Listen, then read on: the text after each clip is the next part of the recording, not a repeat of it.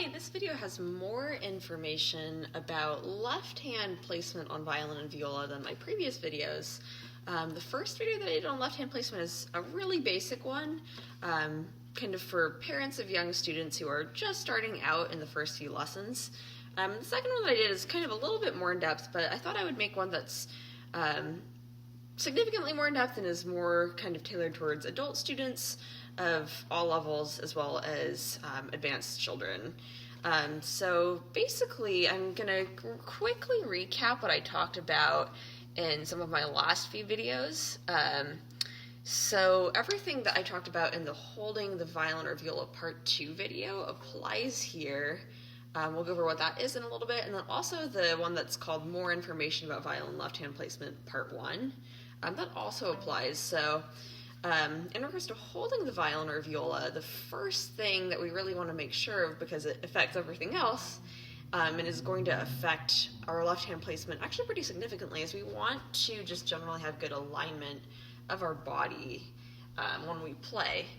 And so what that means is that we don't want to have our spine kind of bent. We don't want to be hunched over. We want to have our shoulder blades kind of down and back and be not elevating our scapula or our clavicle, not raising our shoulder blade or collarbone when we play on either side. And we want to just kind of feel like our shoulders are sort of heavy.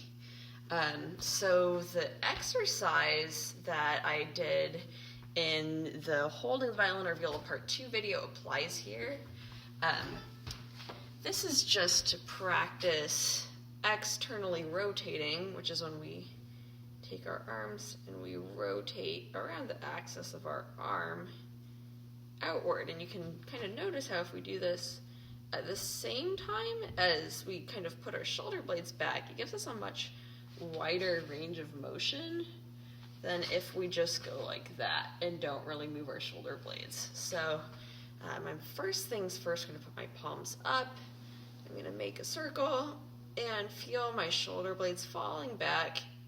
And then one thing you can do is you can bring your arms out in front, and then to kind of get a sense of where your left hand is going to go, especially if you're in a high position, put your left hand across your body and kind of use this stretch, but with your left palm facing up. Then I'm going to let go with my right hand, and I'm just going to bend my elbow back towards my left shoulder like that. And that's where I need to be in a high position. You can see how my elbow is basically right in front of my body. It's centered.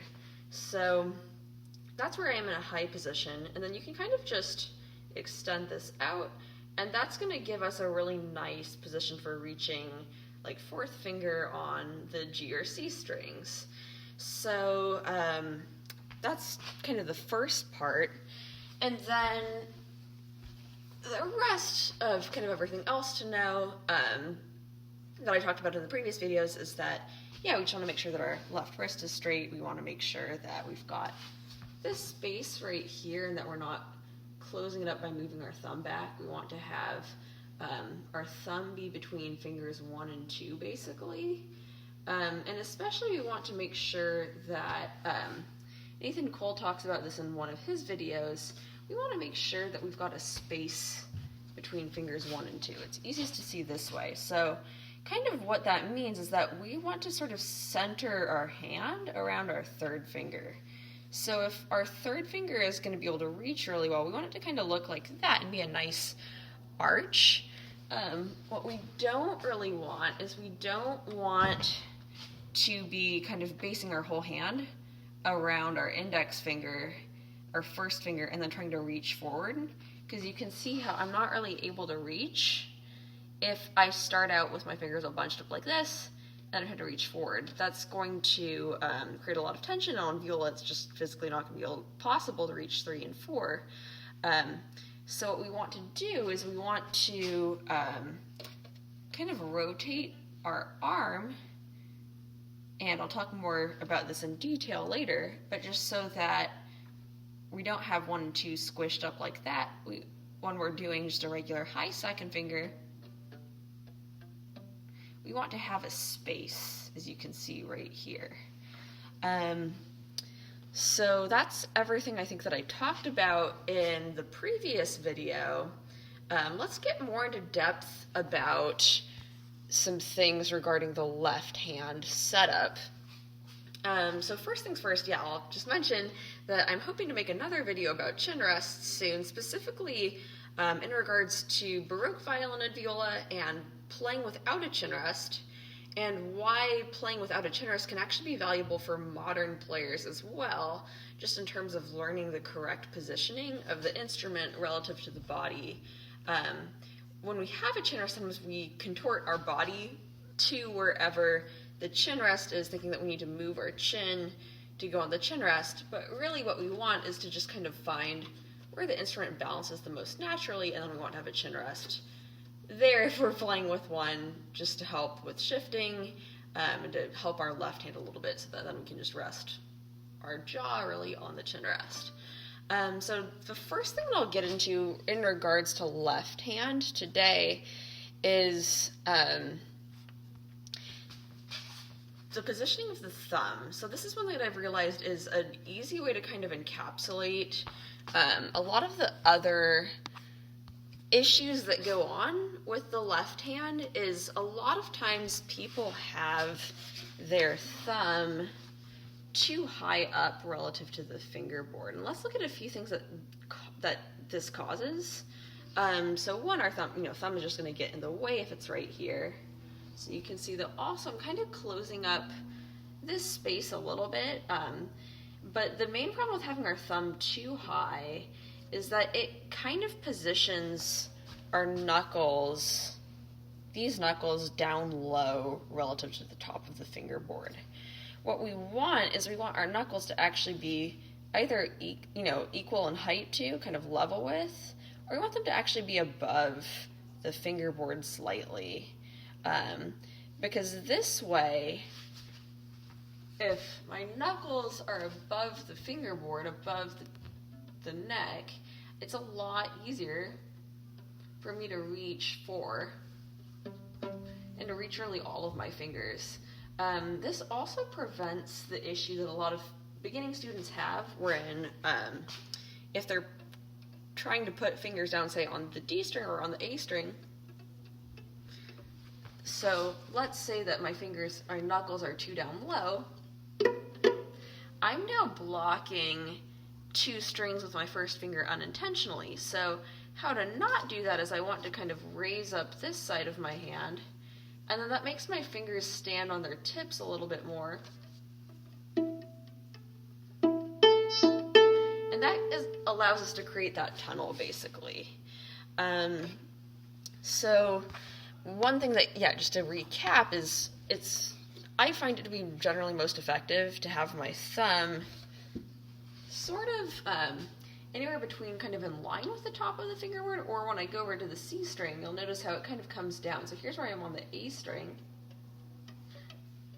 It's close to level with the fingerboard. It's a little bit above it, but you can see how it's roughly the same height. And then when I'm over on the C string, it makes this kind of arc. It traces downward as I lift up this side of my hand higher. So you can even kind of practice that as a seesaw motion of like raising your thumb and lowering your knuckles, and then lowering your thumb and raising your knuckles. So one thing that I like to do for beginning students is to put, there are some string retailers who make fuzzy tape, and I'll like to put between the first and second tapes, just to put a little bit of fuzzy tape, kind of down low, just between 1 and 2, but, not significantly, but, enough kind of below the fingerboard that it teaches students to not have their tip of their thumb be way up here. And so not everyone does this necessarily. Some people will rightly note that a lot of violinists, especially violinists who play without shoulder rests, tend to have the tip of their thumb up a little bit higher. This is also true of people with large hands. So if you watch videos of Itzhak Perlman, this is not true of his playing. However, for myself, since I have a relatively large viola and smaller hands, I find that having my thumb down lower is better, and I find that for most beginning students, the tendency is to have the thumb kind of too high up and to close up that space, which then also, can sometimes put the knuckles down too low and lead to the problems we discussed, like accidentally blocking 2 strings at once instead of 1.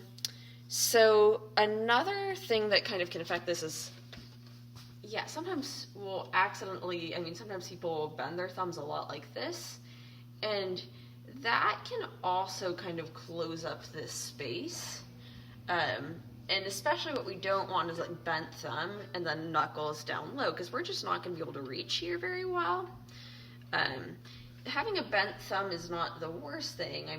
You definitely don't want to have a locked, hyperextended thumb, but it's kind of nice to have it just be sort of loose.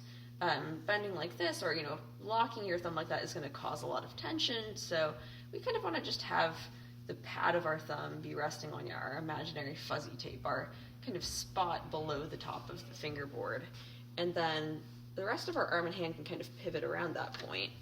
So the last thing that I'll talk about in this video is that we really want to have, as much as possible, the palm of our hand be facing towards the fingerboard, facing towards the neck. So I'll explain and show what that looks like in just a second. So a lot of times people will have their knuckles make a line that's kind of perpendicular to the fingerboard, and as you can see, this results in not being able to reach with 3 and 4.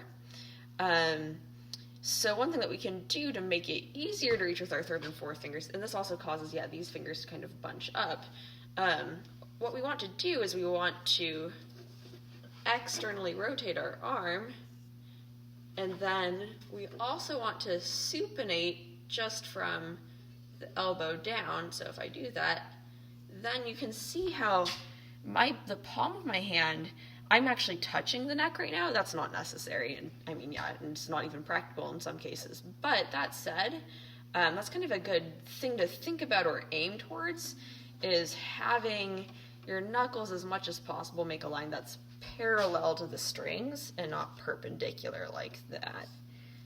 So here they're perpendicular, here my knuckles are parallel.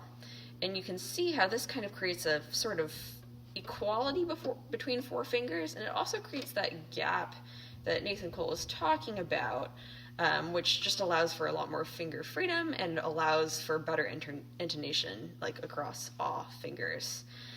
So one thing that's kind of nice to do if you're having a little bit more of a chill practice session, I also like to do this with kids especially, is to just kind of practice setting the neck on the palm of the hand, sort of where we want it to go, in terms of like, okay, here's my thumb, here my knuckles are above the strings, they're above the fingerboard, and now I can kind of see how my fingers are sort of equal like that, and I'm not going to go like that. So you can even do this, while practicing like a sort of Karl Flesch Ortstudien, finger tapping, of just like, going to put the palm of my hand right there in relation to the neck, and then I'm just going to find my hand frame and then do some slow finger taps.